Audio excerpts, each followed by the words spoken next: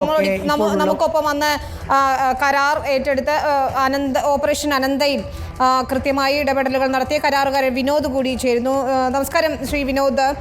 താങ്കൾ ഇപ്പോൾ കഴിഞ്ഞ ദിവസങ്ങളിലുണ്ടായ സംഭവങ്ങളൊക്കെ തന്നെ താങ്കളുടെ ശ്രദ്ധയിൽപ്പെട്ടിട്ടുണ്ടാവും. അന്ന് വെള്ളക്കെട്ട് ഒഴിവാക്കുന്നതിന് വേണ്ടി ജില്ലാ ഭരണകൂടവും സർക്കാരും നടത്തിയ ഏറ്റവും ശക്തമായ ഇടപെടലായിരുന്നു ഓപ്പറേഷൻ അനന്ത എന്ന് പറയുന്നത്. ഈ ദൃശ്യങ്ങൾ കാണുമ്പോൾ നമ്മൾ ഞെട്ടിപ്പോകുന്ന ഒരു അവസ്ഥയാണ്. കാരണം അത്രത്തോളം അന്ന് ശുചിയാക്കിയ ഒരു സംഗതിയാണ് ഇന്നിപ്പോൾ ഒരു മനുഷ്യന്റെ ജീവൻ കവർന്നിരിക്കുന്നത്. താങ്കൾക്ക് എന്താണ് തോന്നുന്നത്? അത് പൂർണ്ണമായും അന്ന് മുഴുവൻ അതിനകത്തുണ്ടായിരുന്ന മുഴുവൻ ചെളിയും മാറ്റി പൂർണ്ണമായും വൃത്തിയാക്കി ഇട്ടതാണ്.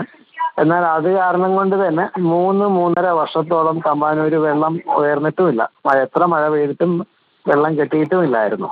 അതിനുശേഷം അത് ചെറുതായിട്ട് വീണ്ടും മാലിന്യങ്ങൾ അടിഞ്ഞ് വീണ്ടും തമ്പാനൂര് വെള്ളക്കെട്ട് ഉണ്ടാകുന്ന ഒരവസ്ഥ എത്തിയിരുന്നു.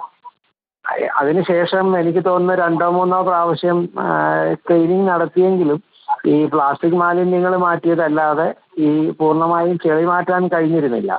അതിന് വലിയ രീതിയിലുള്ള പണികൾ ചെയ്യണം. ഈ 2 സൈഡിലും ബണ്ടിടണം. ഇതിനകത്ത് ഇറങ്ങാൻ പറ്റുന്ന രീതിയിലുള്ള ഈ പൊക്ലൈനർ വേണം. അതൊക്കെ കൊണ്ടാവാം അത് അത്രയും ഒരു തുകയ്ക്ക് ഒരു കോൺട്രാക്ട് വിളിക്കാൻ പറ്റാത്തത് കൊണ്ടായിരിക്കാം അങ്ങനെ അത് മുടങ്ങിപ്പോയതെന്ന് തോന്നുന്നു. ഇതിനിടയിൽ റെയിൽവേയും സർക്കാരും തമ്മിലുണ്ടായിരുന്ന വ്യത്യാസം റെയിൽവേക്കാർ ഞങ്ങൾ ചെയ്തോളാം എന്ന് പറഞ്ഞത് കൊണ്ടായിരിക്കും ആണെന്ന് തോന്നുന്നു. പക്ഷേ ശ്രീ വിനോദ്, റെയിൽവേയുടെ തലയിൽ കെട്ടിവെക്കുന്നതാണ് നമ്മൾ കണ്ടത്. റെയിൽവേയുടെ മാലിന്യമാണ് എന്നാണ് പറയുന്നത്. പക്ഷേ ഈ രക്ഷാപ്രവർത്തകര് ഒക്കെ പറയുന്നത് അനുസരിച്ചാണെങ്കിൽ നഗരത്തിലെ മനുഷ്യ വിസർജ്യം അടക്കമുള്ള മാലിന്യങ്ങൾ അവിടെ ആ ടണലിൽ ഉണ്ടെന്നാണ് മനസ്സിലാക്കുന്നത്. വരുന്നുണ്ട്. അത് ഈ ഫ്രിഡ്ജുകളൊക്കെ പൊളിക്കുമ്പോൾ അതിനകത്തുണ്ടാകുന്ന തെർമോകോളിന്റെ കേസിംഗ് പോലും അതിനകത്ത് ഉണ്ടായിരുന്നു അന്നത്തെ അവസ്ഥയിൽ. അതിനേക്കാൾ ഭീതിതമാണ്. താങ്കൾ കഴിഞ്ഞ ദിവസങ്ങളിലെ ദൃശ്യങ്ങൾ കണ്ടിരുന്നല്ലോ അല്ലേ? എത്രത്തോളം ഭീതിതമാണ് ഇപ്പോഴത്തെ ഒരു സാഹചര്യം എന്ന് മനസ്സിലാക്കാൻ കഴിയും. തീ വരെ കിട്ടിയിട്ടുണ്ട് മാഡം അതിനകത്തുനിന്ന്. എന്താണ് ഇനി ഒരു ശാശ്വത പരിഹാരം എന്നാണ് താങ്കൾക്ക് തോന്നുന്നത്? കാരണം ഈ റെയിൽവേ ട്രാക്കിന് അടിയിലൂടെ ഈ കടന്നു പോകുന്ന ഭാഗം വീതി കൂട്ടുന്നതിനൊക്കെ അന്നൊരു രൂപരേഖയും ഈ ഓവുചാലിന്റെ വീതി കൂട്ടുന്നതിനൊക്കെ ഒരു പദ്ധതിയും ഒക്കെ അന്ന് ആസൂത്രണം ചെയ്തിരുന്നു. അതൊന്നും നടപ്പായില്ല എന്നതാണ്.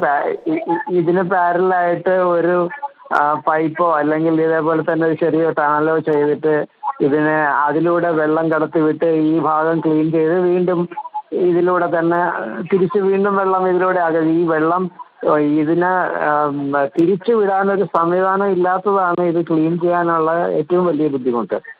ഇതിന് പാരലായിട്ട് ഒരു പൈപ്പ് ലൈനോ അങ്ങനെ എന്തെങ്കിലും ഉണ്ടാക്കി വെച്ചിരുന്നാൽ ഇത് ക്ലീൻ ചെയ്യുന്ന സമയത്ത് ആ പൈപ്പ് ലൈനിലൂടെ വെള്ളം കടത്തി വിട്ടിട്ട് ഇവിടെ വൃത്തിയായി ക്ലീൻ ചെയ്യാം. എന്നിട്ട് ആ ചെറിയ പൈപ്പ് ലൈൻ മാറ്റുക, തിരിച്ച് വെള്ളം ഇതിലൂടെ തന്നെ എത്ര വെള്ളം വന്നാലും ഇതിലൂടെ ഒഴുകി പോവുകയും ചെയ്യും. അതാണോ താങ്കൾക്ക് തോന്നുന്നത് ഒരു ശാശ്വത പരിഹാരം എന്ന് പറയുന്നത്? അത്തരത്തിലുള്ള നടപടികളിലേക്ക് പോവുക എന്നതായിരിക്കുമോ?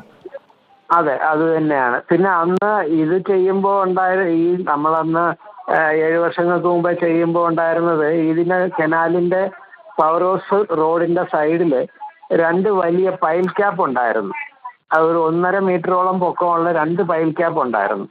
1 മീറ്റർ വീതിയും അത്രയും വലിയ അതായിരുന്നു അന്ന് ഉണ്ടായിരുന്ന വലിയ തടസ്സം. അതിപ്പോ റെയിൽവേ അടുത്ത് റിക്വസ്റ്റ് ചെയ്ത് അതവര് പൊട്ടിച്ചു കളഞ്ഞു എന്നാണ് എനിക്ക് തോന്നുന്നത്.